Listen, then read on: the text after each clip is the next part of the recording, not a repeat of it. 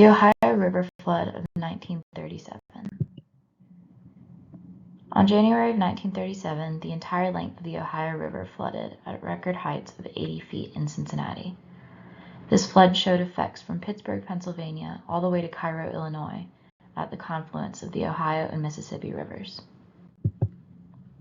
This flood was triggered by rain in an area which usually gets much less. The rainfall in Cincinnati was record high of 13.68 inches, when usually in the month of July is about 3. The constant rainfall mixed with little permeability on the riverbanks led to this disaster.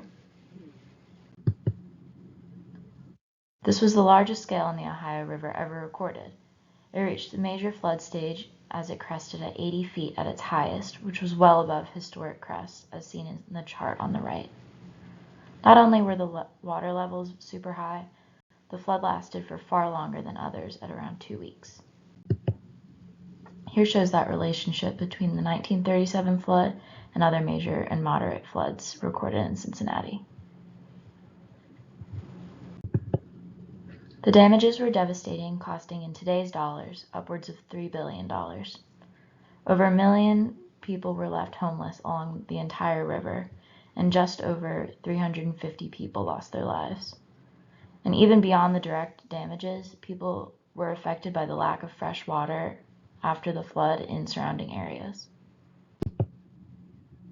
Today, there are many acts that have been put in place, including the Flood Control Act instated after this flood. Also, systems were put in place later on as a part of this act that built miles and miles of flood walls and levees.